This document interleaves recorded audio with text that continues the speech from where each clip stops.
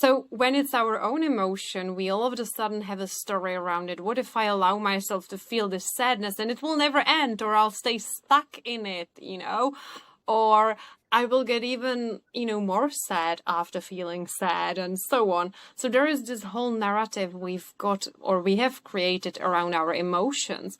The truth is, when you allow yourself to feel them, they will go away way quicker, because what you resist persists.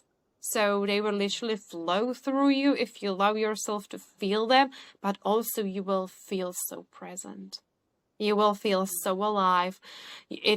Everything is richer.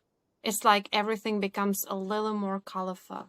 Welcome to the Reframe, from the couch to the conversation, where we dive deep into the human experience of healing and transformation, giving you the knowledge, skills, and resources to not only manage the increasing stress of the world, but center you into your sense of self so you can be the change you want to see in the world.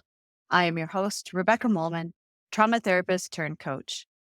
Today, we are in a dynamic and insightful conversation with Stepanka Kuralova to understand the architecture of your emotional experience, as well as techniques to digest things like anger, grief, and yes, even success. We cover strategies to process the patterns that keep us stuck and insight on how to create a more intentional future blueprint as it relates to the texture of our emotional experience. Stepanka works with her clients as a clinical hypnotherapist and uses other techniques like emotional freedom technique or tapping, neuro-linguistic programming, energy healing, and cognitive therapy.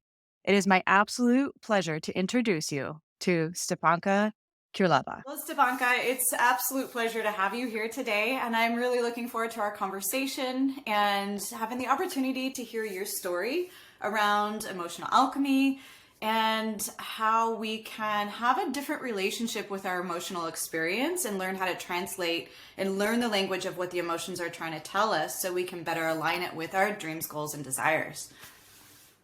Thank you so much for having me, and I can't wait to be diving into all of those topics, because honestly, the topic of emotions, emotional alchemy, emotional intelligence, all of that is such a juicy and actually a fun topic, and I think many people don't realize.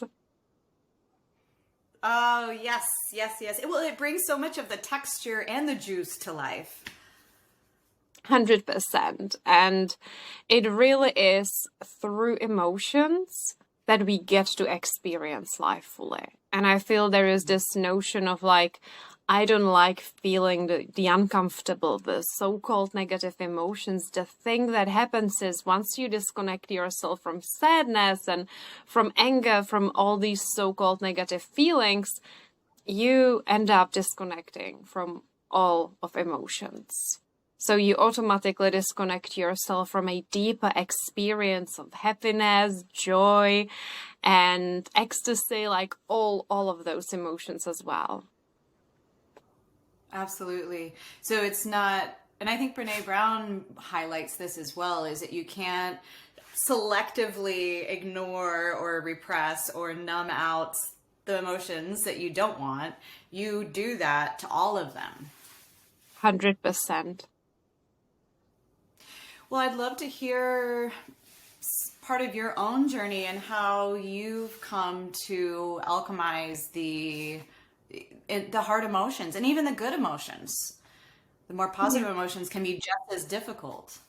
Absolutely. And I think that's a fun topic of its own, like that we can dive into afterwards, because it is true. We also don't allow ourselves to receive happiness and joy. Like sometimes we are really closed off to those emotions, usually due to fear or feelings of unsafety. But let's start with that story, and then we can maybe dive into other aspects of, emotional alchemy. So I feel like the first time I started learning about emotional intelligence and emotional alchemy was during the year when I was studying hypnotherapy. So I was already in the process of becoming a clinical hypnotherapist. And that was exciting, and I was really proud of myself. I was experiencing a little bit of imposter syndrome, and I was also deeply struggling with my health. And it was something I was trying not to give too much attention to, because my whole life was about hypnosis and becoming a hypnotherapist. And I was also working full time, in a different job, really wanting to be full time helping people. And at the same time, I was struggling with like quite severe gynecological problems. So I had a very long period, a menstruation, for almost a year with no breaks. And as you can imagine, like bleeding for this long is not only physically exhausting, but emotionally exhausting. There were times when I felt like I can't do this anymore. Like there's got to be a pill, a solution, something the doctors could give me. And nothing was really helping. And I was seeing different specialists, but also it was sometimes so frustrating because I come from the Czech Republic, and we have a really good healthcare system. It's very quick. You can have tests done very quickly, but in the UK, the national health system has been struggling for many years. So I remember just getting an ultrasound, getting appointments, like it was taking ages, and I just felt so frustrated and angry, and I would cry like with frustration. And then there were also days when I just couldn't go out because of, that heavy bleeding I was constantly experiencing because of the pains. Then eventually the ultrasound did show I also had cysts, and which explained the pain. So there was so much going on. And then there were just days when I stopped recognizing myself. Like I wasn't happy, cheerful, optimistic anymore. I found myself feeling depressed. I started holding back. I was avoiding going out and socializing with other people because, of course, the story was like, what if I start bleeding really heavily? What if something happens? What if I'm in pain or uncomfortable? But actually, I just started isolating myself from others. And they were very understanding at my workplace, but I remember like one morning in particular. And mind you, at this point, I'm already familiar with self-help. I'm already familiar with like psychosomatic health problems, meaning like something that, we create in our bodies in terms of anxiety and stress-related problems and so on. So I'm like aware of all of this, and I'm reading all the books on healing and dieting and internal healing. And I feel like, oh my gosh, I'm a hypnotherapist. I should be able to help myself. I wasn't fully qualified, but, the idea of me qualifying, in the next few years was there, of course. So I felt like a failure in that sense as well. Like, how am I going to be able to help people in the future when I'm like struggling like this? And I kept like repeating positive affirmations, and I started doing mirror work, if you are familiar with it. So I would be looking at myself in the mirror in the bathroom, and I would be like repeating positive affirmations because I've read about it in books and how it can heal you and shift you. And one morning, again, I got up and I decided to be repeating positive affirmations while looking at myself, and I had a breakdown. That was probably my rock bottom during that year, because I'm like, I can't pretend anymore.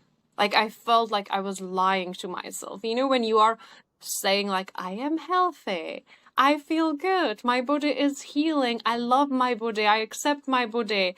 And all you hear in your head is like, who are you kidding here? Like, you are lying to yourself. Like, my body's reaction was, no, that's not how you really feel. You might be repeating it like in your head or saying it out loud, so your mind is saying it, but that's not what you're feeling. And I remember like that morning, I just started crying. I went back in bed That wasn't my typical thing to spend the day in bed. And I messaged my manager and I said, look, I'm feeling really poorly today. I'm not coming in. And she didn't question it. She knew what I was going through. So, but then I realized I could have gone to work. This wasn't physical today. This was mentally. I just didn't feel I could go out. It felt easier to stay at home, and I was resting in bed. And then in the afternoon, I was like, that's not right. Like, I'm actually beginning to feel depressed here.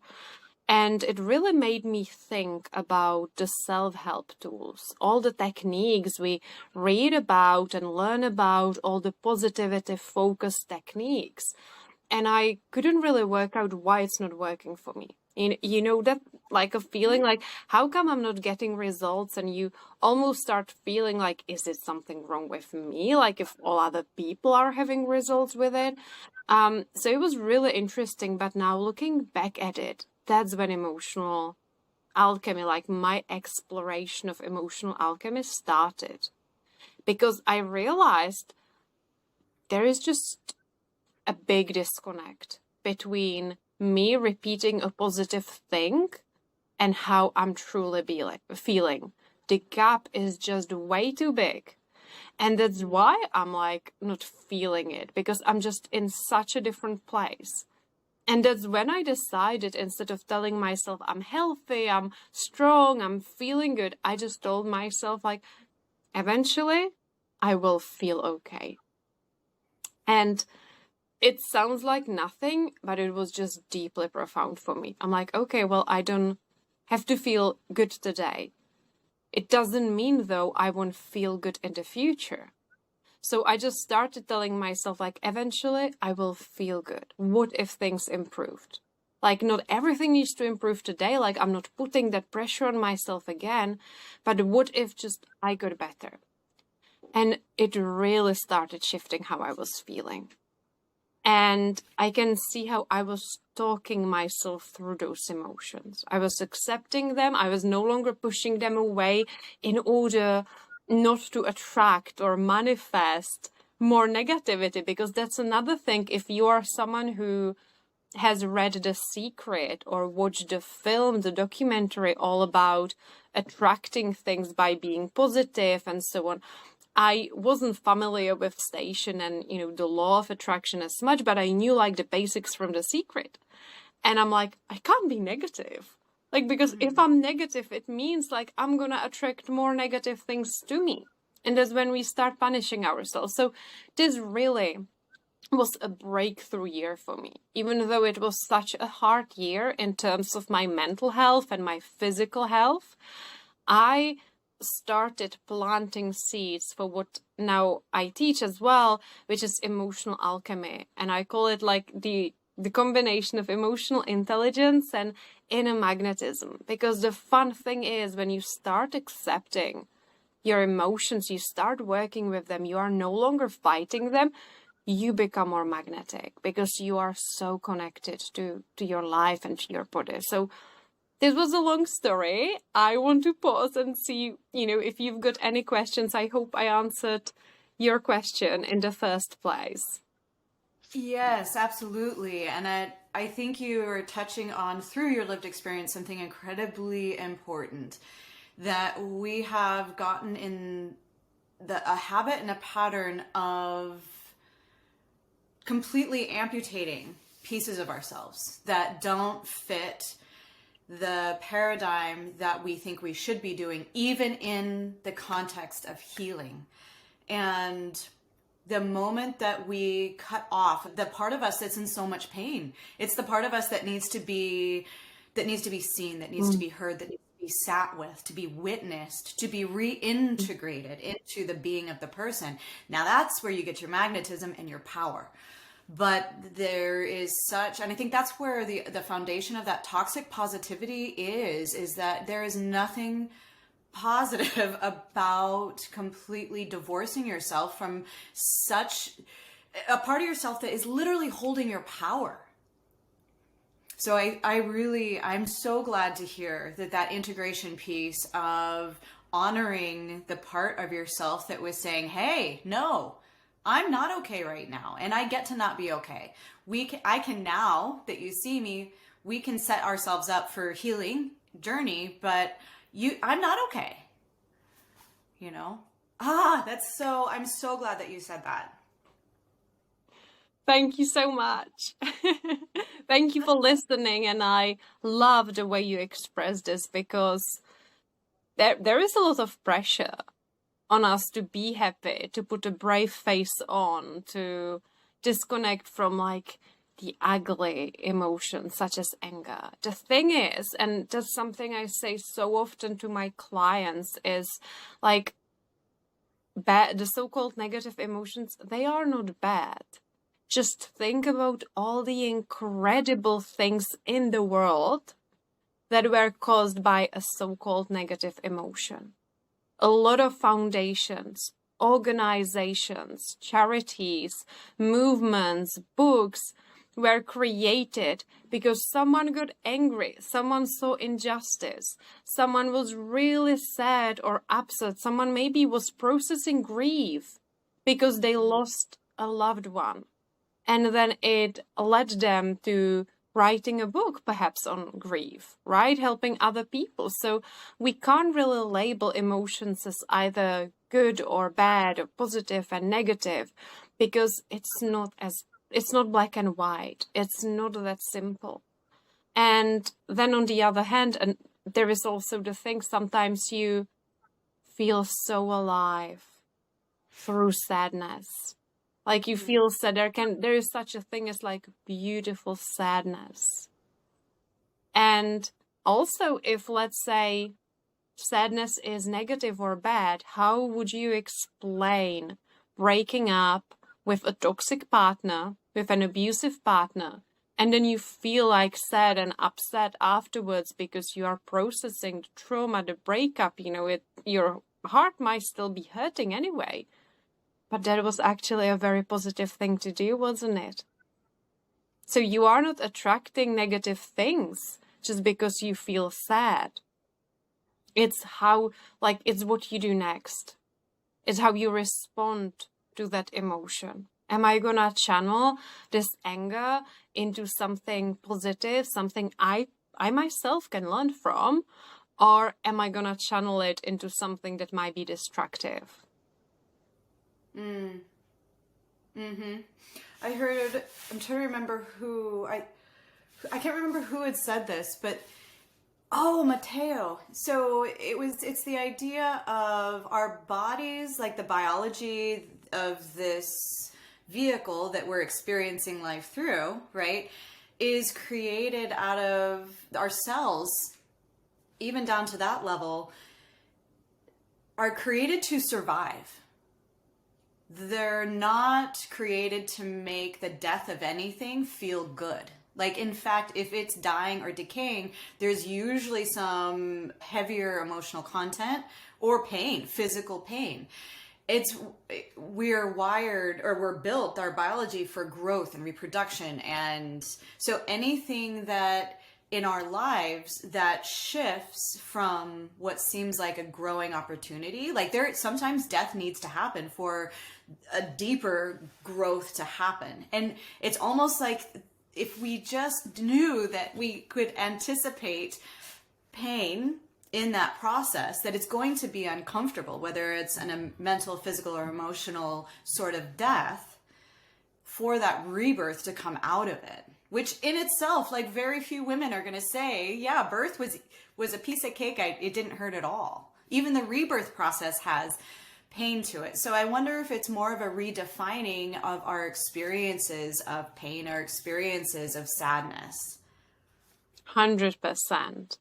I think it's really very often the story we create based on what we're feeling. So you might be feeling sad or upset. Maybe something did happen, but you don't have to make it mean anything. Just because you are feeling sad right now, it doesn't mean something negative about your future. It doesn't mean anything about who you are. And I think it really also comes down to us very often identifying with emotions. Like we so often say, my anxiety, Or we would say, instead of like, I'm feeling anxious, we would say, I'm an anxious person. That's typical of me. I'm just such an anxious person. Right? And very often this can also happen in our childhood. And the story I hear a lot is with confidence. When parents would almost like protect their child by saying, oh, she's not very confident. She's not a confident girl. And the more they repeat it, the more the child begins to accept it as well. And then they start telling themselves that story. So I really think there is this importance of creating a gap between us and the emotion. Like, I am not the emotion. It's something I am just feeling and processing. And the word itself, E, and motion. E stands for energy, motion for movement. So it is just energy moving through your body. You don't have to identify with it. You don't have to create a whole story around this emotion. I think that's really important, is not identifying. I love that. Because it is just energy in motion. It's information in motion. And when you can see it as creating, as data coming in, oh, this is having that curiosity. One, it allows that gap for you to even have curiosity about that experience and be curious about, like, okay, whoa, this is an interesting one. Where's this feeling coming from? And then, oh, there's a narrative. I remember this narrative. Oh, they go together. And then witnessing the narrative and realizing that it is creating a complete infrastructure of belief systems that are networked together. And it all came from just witnessing, just for a moment, this crazy emotion that came up out of the blue. Like, how beautiful is it? You said it so well. You described it like perfectly. And that's the thing. What if I was a little more curious? Right? Instead of like judging it right away or trying to fight it, because what we fight actually will stay with us longer. So what if I was curious? What if I didn't have to make it mean anything and I was just like, interesting. Where is this coming from? The thing is, when you do it, your energy, your mindset shifts and you can actually learn something. You are receiving guidance. And it can actually be fun. Some of those big energy pushes that go with the emotional content can be a little unsettling, but when you come at it like you're riding a roller coaster, and we even use that in our language, like, oh, my moods, I just feel like I'm on this roller coaster. And sometimes it really can feel like that, but having that sense of curiosity and why am I on this roller coaster? Is there something that I am doing and engaging with that isn't in alignment? Am I making choices throughout my day that's helping to amplify the ups and the downs because it's my body's way of saying something isn't lining up, Yeah, absolutely. And I think it's really about learning to be aware, because as soon as you stop judging emotions, you become aware of them. So because sometimes people are just pushing them away so much that they actually don't know when it begins happening. When the subtle feeling appears. And because we are not noticing it, it gets louder and louder and louder until like we either explode or we feel completely emotionally overwhelmed. And there is such a thing, like physiologically, you get so overwhelmed, you aren't capable of having a conversation, continuing that thing. Your body is in such a fight or flight that honestly you can't even come up with a creative solution to that situation you are in. So just being aware, noticing it, and what can I learn here? Like, what could be the message here? Like, what if I was curious and open to hearing it? So I have a question for you, and it actually came up with a client yesterday. And I'm just curious to see how you would approach it. But it has to do with anger, right? So a pattern of anger being, and which is interesting, usually we see this in males, but this is with a female. And it was just the language of her family. So sadness was not an option. In fact, everything was not an option except for yelling, screaming, and anger. So as an adult, that's her default position. It's her baseline. And trying to do a state interrupt just to create that space between blowout, and sometimes violent. And it's when she moves away from the actual situation, she realizes that she lost control. And that can be especially with anger, for people incredibly scary, because you can hurt people. And how would you talk to somebody about that's struggling with really overwhelming emotional states that can be kind of scary like that? Such a good question. And to be honest, there is a lot we don't know, or we don't learn a lot about anger, because very often there is this story that's something men struggle with.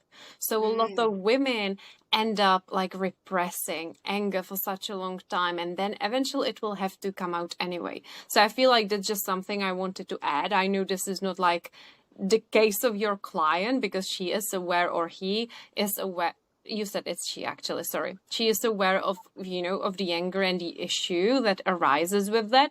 But generally speaking, anger is a big one, because women feel like, I shouldn't feel that. That's not what a good girl, a good woman should feel or express. And then it's repressed, and we can manifest a health problem just by repressing anger. So that's a really, really big one. And there is also the story of calling women angry and all the stigma and trauma that comes with it. So it's a very deep topic. And with anger in particular, there is something we've got to learn about it. Firstly, anger actually can get worse by us talking about it.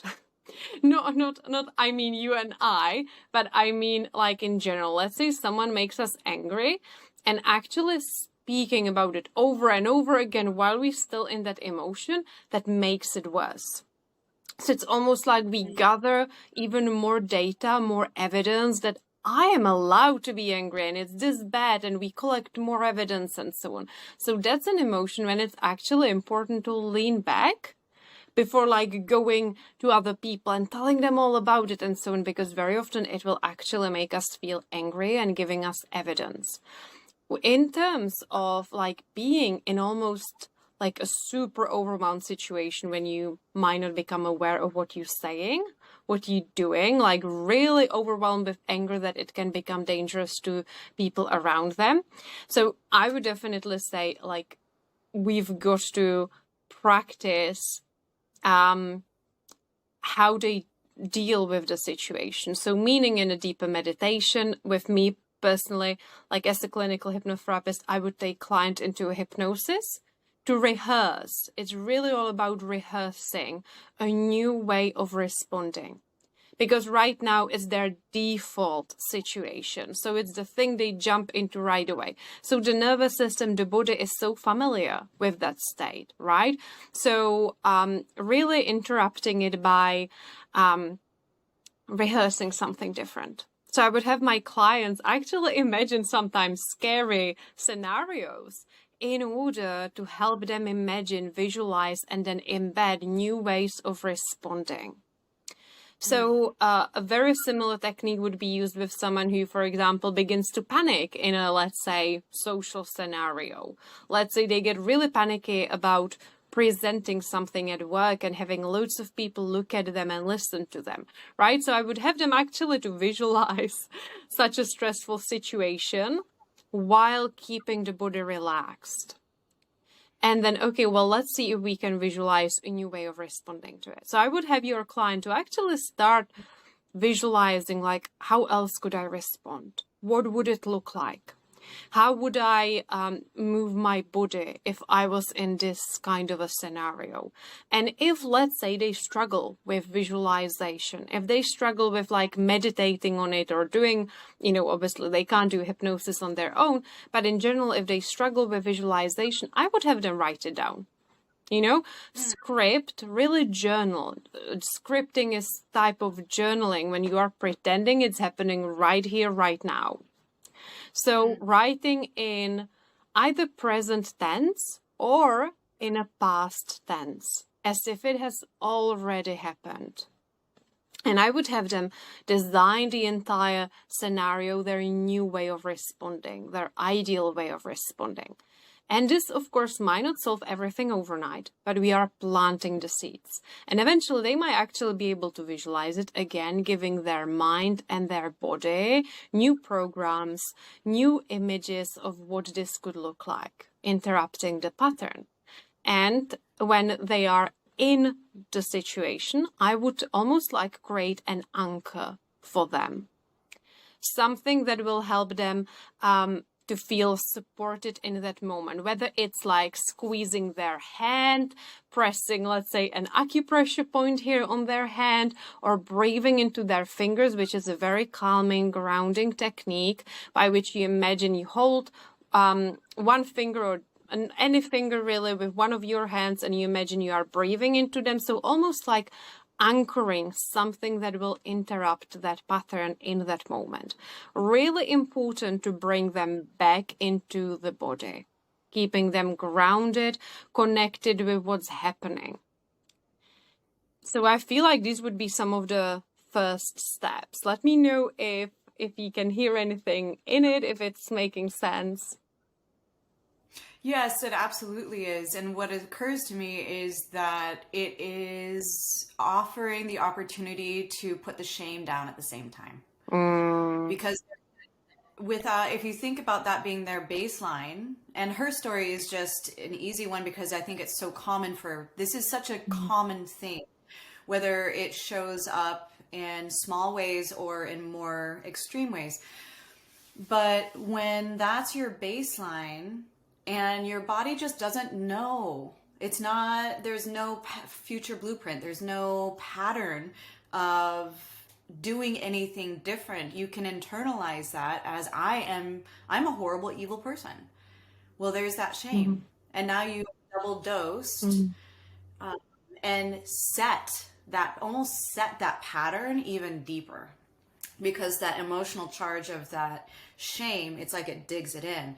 So being able to give them a bridge into releasing the shame at the same time as stepping into something different. I think that's and I love how you incorporate an anchor, even the language of that, something to anchor them into the present moment of doing something different. Like, how do I anchor into just being a state of acceptance or a state of being calm and at peace in the midst of chaos or upset? Yeah, 100%. I loved what you said about shame, because shame is one of the heaviest emotions there is. Sometimes we get it confused with guilt. You know, we can use them almost interchangeably, like guilt and shame, but actually they are very different. Guilt is like what I did is wrong. Shame is who I am is wrong. And that's such a heavy, painful feeling. And I know when kids get shamed and so on, it hurts. They can carry that into their adulthood as well. And and then it can show up. And I can see how your client could have potentially felt that, obviously, because anger, especially in women, is like a no-no, like I said at the start, right? But the truth is all of us are angry. It's just one of the emotions all of us can feel, and sometimes we tap into it. And then, of course, when there is someone else involved and we're having a conversation, and regardless what emotion it is, we've got to be aware of emotional overwhelm. Because then we are not listening. We can't actually hear the other person. We can't come up with a solution because the body is in such a fight or flight response. Therefore, we really have got to interrupt what's happening by, let's say, having a break. And the break can't look like, oh, I'm just going to walk away from this person. That's something sometimes we want to do it because I can't take it anymore. I've just got to walk away. But it actually can create more unsafety in that relationship, in that communication. So what if I just suggested, look, this is really important to me. I want us to resolve this, but I can feel myself getting overwhelmed. I would love if we could have a 15-20 minute break. I'm going to make us a cup of tea and we're going to come back to it, right?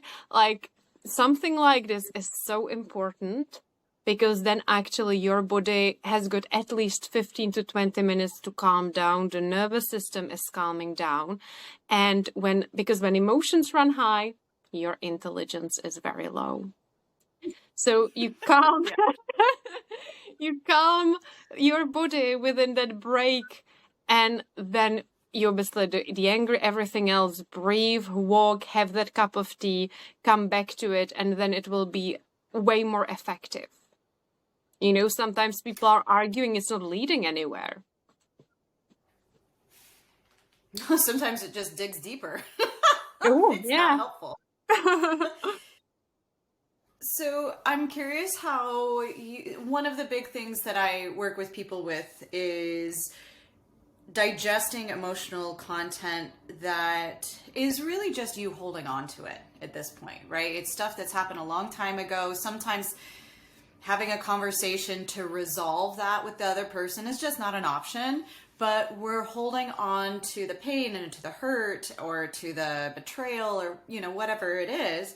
How is it that you encourage people to digest that material organically?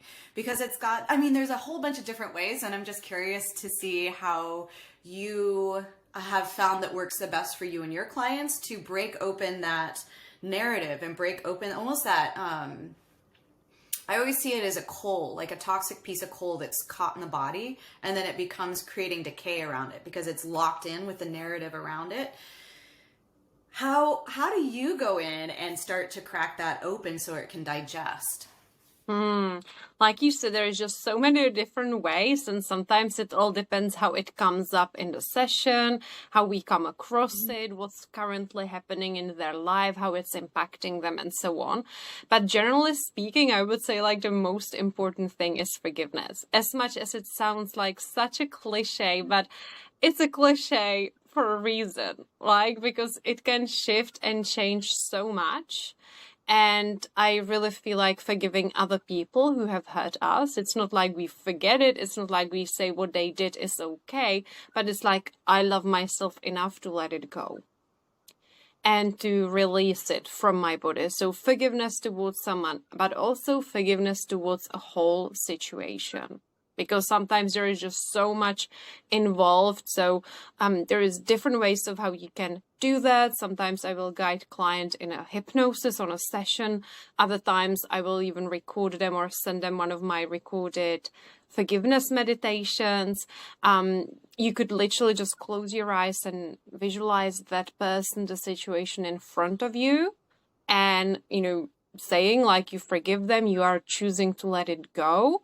If someone feels like I still feel like there is something that needs to be said, I would have them write a letter and say it to them in their head to like have that closure. But there is, you know, a closure can be a funny thing. Sometimes we desire closure because actually like we want more, like we are not actually wanting to let it go, if that makes sense. It's almost like we want someone else's explanation or we want to justify our behavior and so on. But sometimes actually it's better to let it go. Like you don't need closure for everything. The closure, you can give it to yourself. It comes from within. Other times, if, you know, we are doing a session and something comes up, like I would have them find it in their body, the emotion. And you will find, like for me, for a long time personally, it felt like a rock in my solar plexus. Certain fears, like that's where I would find it. While other people might find it in a shoulder, like heaviness on their shoulder. Someone else might have it in their, you know, foot or in their leg, like hips is another big one, right? We often store unprocessed emotions inside our hips. So there is so many different ways. Then it's really good to have someone hold space for you, like you do with your clients. You know, they feel safe. There is someone else with me, so I'm not all alone with this emotion. And you can process it in a meditation, bringing it up in the body, changing the story of that, changing what it feels like in the body. And then also just realizing, like, how am I benefiting from holding on to this. That's a bit, it could be a little triggering, but in many ways there are like hidden benefits. Like maybe it's actually, let's say we holding on to a story, more like a victim kind of a story from the past. Okay, how am I actually like secretly benefiting from holding on to this story? And maybe what comes up is, oh, well, I don't put myself out there, or I don't follow my passion, and that feels really scary. So I'm holding on to this, so I have an excuse. I've got alibi why I can't pursue this thing or why I can't do this. The same can happen with physical illnesses. And as much as it sounds crazy, sometimes actually we are staying in a certain state because we're getting attention or affection that we wouldn't normally get. And that's something I've learned very early on, pursuing and studying hypnosis and carrying out case studies. Sometimes people will actually, secretly enjoy being ill on a logical conscious level. It's like, no, I hate it. Like, I want to be doing things. I don't want to be ill. I don't want to be struggling with this. But deep down, it's like, wow, actually, even though I'm an adult, now I'm getting attention from my parents, the kind of attention I never received as a kid. Like I had it recently with a client, she is in her late 30s and she realized, wow, like I never got this amount of affection ever before. And that could happen with partners, with, maybe like we are in a relationship that we want to leave. And we create a whole thing why we can't do that. Is this making sense? It is. It's touching on a couple things of self-sabotage. Well, that's where the self-sabotage comes in and secondary gains, but that self-sabotage of success or curating something that goals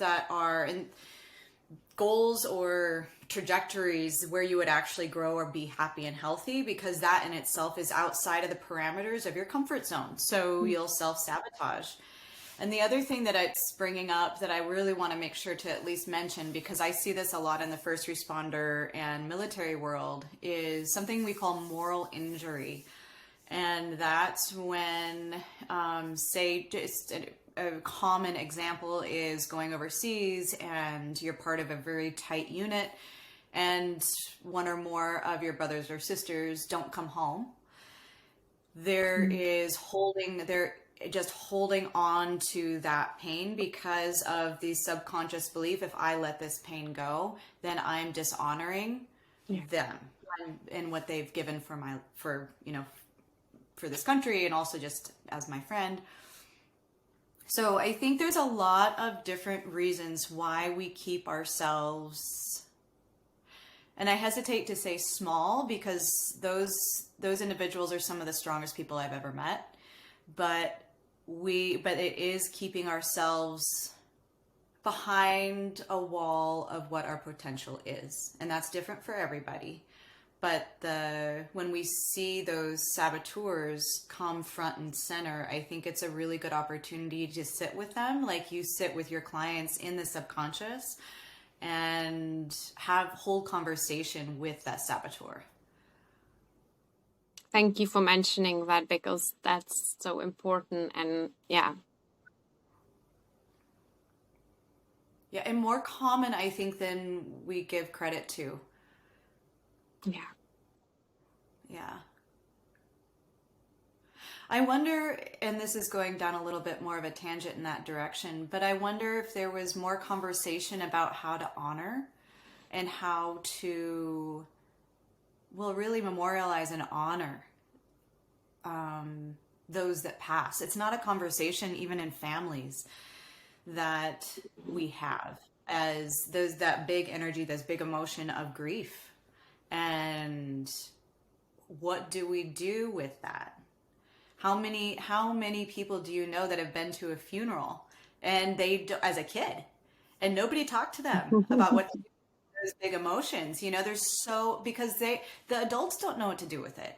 There's so much that can be done just in conversation. So we're not isolating ourselves in these difficult moments and can connect in a much deeper level with each other. Like, everybody's hurting in those moments. To be able to come together, I don't know.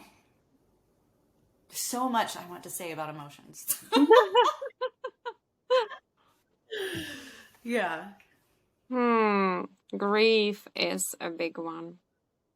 And it's something we experience not only in regards to losing a loved one, but we grieve so many things in life, which is something like we don't learn. Like, we don't learn that we might be grieving, let's say, a past version of us, the life that we no longer have, losing a partner, like, I mean, breaking up with a partner, like, we could be grieving that.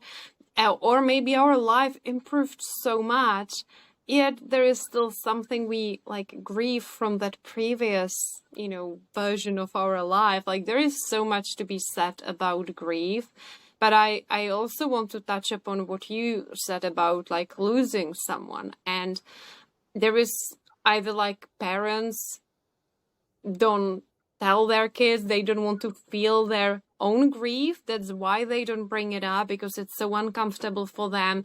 And also, like, we've got to have grace with our parents and with the generations that never got any education on emotional intelligence or emotions in general, because it's not really anything that was as widely accessible a while back, right? Unless you went on studying psychology or, right, it wasn't anything that is. These days we have a lot more resources. So whenever I talk about like parents and children, like, I never judge anything, because I am also so aware that these days there is a lot more awareness around how we bring up children, what's the right thing to say. And I also just want to give a full disclaimer. I'm not a mother myself, so I never want to like give advice on those kind of things, although I do have plenty of clients who are mothers, or I had clients who are parents. And I recently had a conversation with one of my past clients who just reached out, and she shared with me that their beloved dog passed away. And she's got a very little girl, and it was her doggy. And we spoke about how she was supporting her through that. And it really made me emotional, because my client, she was just so aware. She allowed her daughter to feel all of those big emotions, and she just said it's okay. Like, she didn't make her stop crying, she didn't try fixing it, she just allowed her to feel that. She shared, I am also feeling sad, she showed her that she cried. And I think that's beautiful, because sometimes our parents want to be brave for us, and they mean well, and so they don't show their own tears, they don't show their own struggle and so on. And that's obviously children copy that behavior unconsciously. So I think it's really nice to be open and have those kind of conversations. And some children go to funerals and they were never explained the big emotions, or nobody supported them through it. Or many children were never allowed to go to funerals. That's another thing. Until they were like, I don't know, teenagers or older. And I was one of those kids. Like, my parents never let me go to a funeral. So the first time I went to a funeral was maybe when I was in my, like, maybe over 25. I can't remember exactly. And I remember how much I feared it. Because I've never been. Like, I'm like, what do I expect? Like, I don't actually know. Like, I was so terrified. I didn't want to cry. I did end up crying a lot. But then I saw people who didn't cry. And then, like the whole judgment and the thoughts that come up. So I really think normalizing grief, normalizing tears, and that it's difficult and it comes and goes. Like, yourself, grief is a complicated emotion. It's definitely not straightforward. It can feel like it goes away and then it hits you out of the blue. And that's really where like compassion needs to come in. Like, being really gentle with yourself, not putting pressure on yourself to get over everything right away. And know that it can come, and it doesn't mean you are weak. it probably means you cared so much about someone. And a way to reframe grief a little, it doesn't mean it will make everything better, is like, well, the fact that we grieve means that there was something good. There was something when I was happy. There was someone I really cared about, someone I had beautiful memories with. So let this grief be also a reminder of the happy times that were present, you know. Yes. Oh, I love how you put that. And that goes back to what you were saying before, that there's a sweetness to the sadness, or there's a sweetness in the sorrow. And one of the things specific to grief that I have found has been really helpful to reframe it a little bit is if you see grief as data or information that something really big is shifted. Something really big is, whether that's a life shift or a person. And the reason being is that there are certain pillars that hold up the architecture of our identity. And that could be your career, that could be your parents, that could be your children. When one of those big pillars is compromised or completely removed, it's like the structure of that, say, house collapses, and it takes time to rebuild a new pillar and reorganize your identity, which makes grief such an interesting journey and individualized. I mean, everybody's grief process is so different because you are literally reorchestrating and rebuilding your identity on a foundational level. I loved And how what you said that. Yeah. And what a cool process. I mean, what a cool opportunity when you can see it as that. Yeah. Thank you for saying that. Yeah. That brings it all the way back to the beginning. It's I'm not even sure I had hit record yet, but how emotions bring that flavor and texture to our lives. And that you have the opportunity to sit with clients, to sit with people, and to unpack the emotional content of somebody's life, and being a guide on their journey with them, to be able to explore not just the heavier ones and unwinding that, but explore the big, juicy, delicious ones, right? Like I can't think of a better job.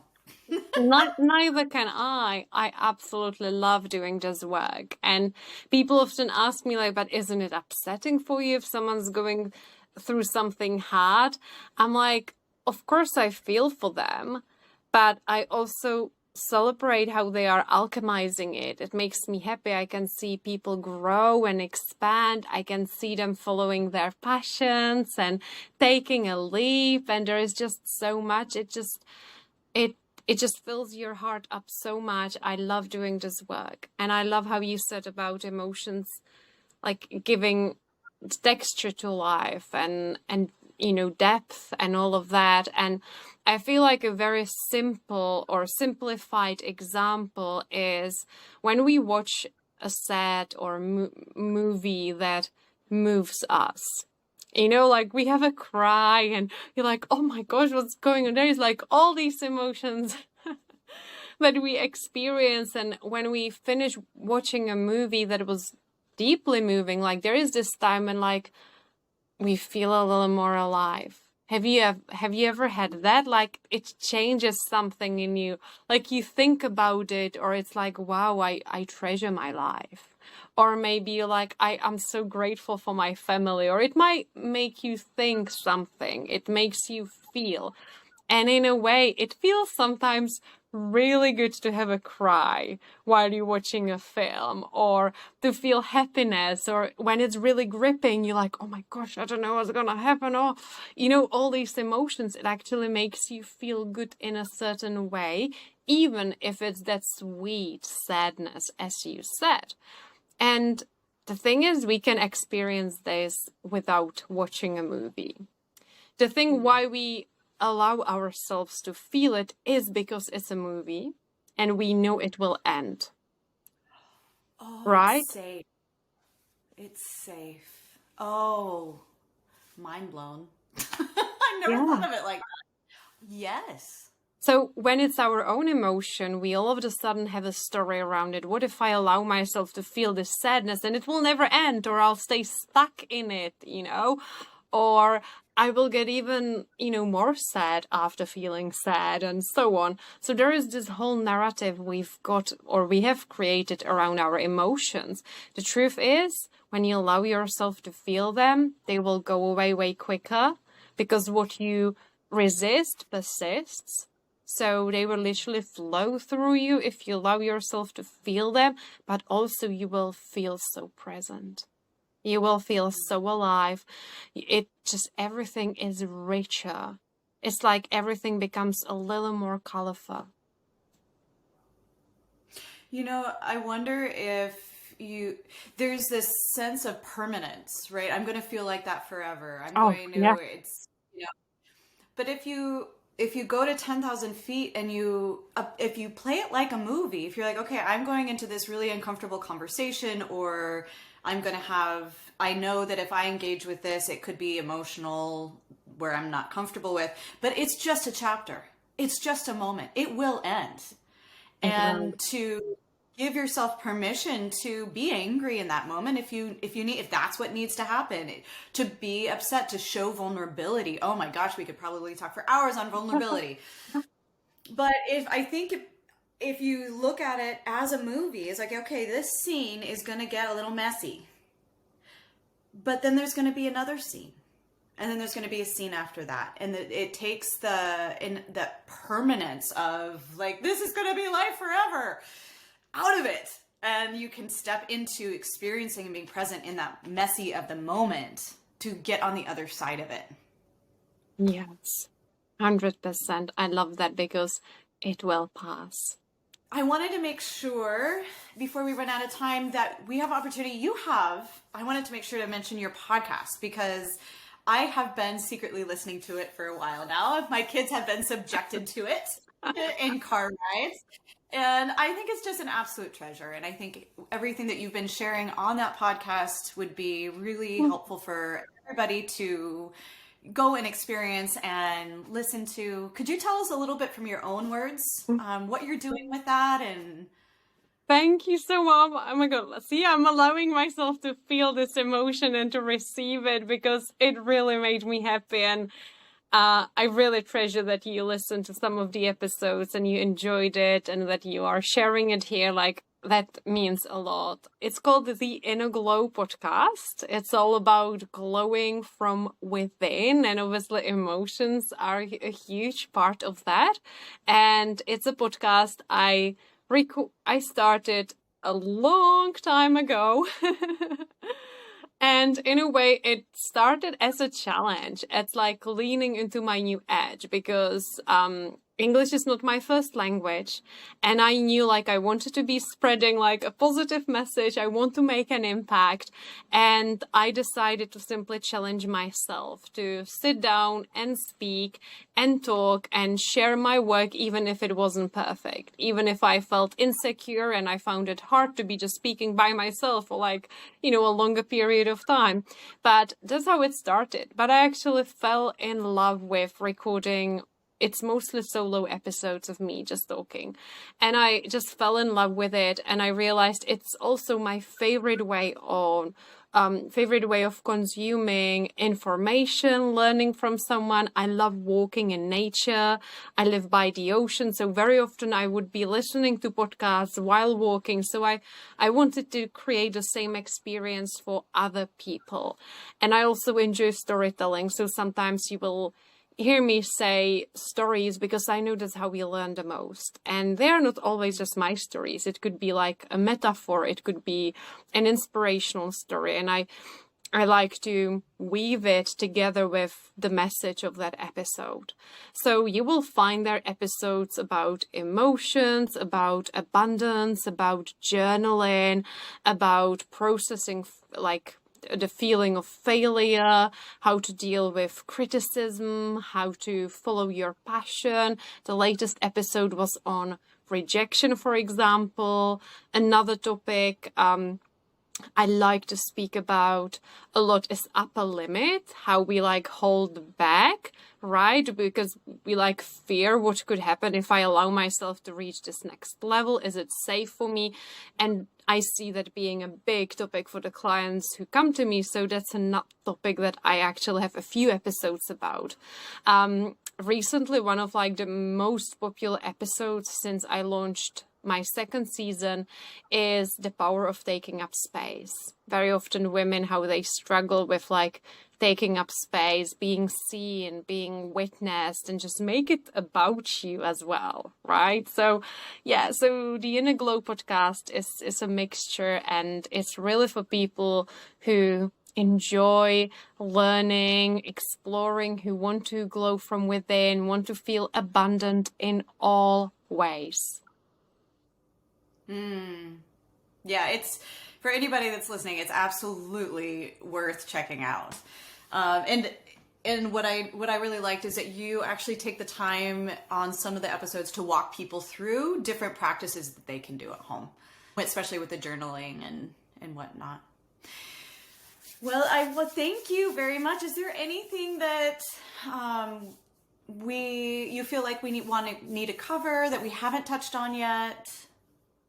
I loved every minute of this. So I feel like what I feel we haven't covered is just to thank you for creating this space and for creating such a wonderful podcast yourself, and for asking incredible questions and for adding so much value to your listeners. And yeah, it's been incredible to be here with you today, and I really treasure that.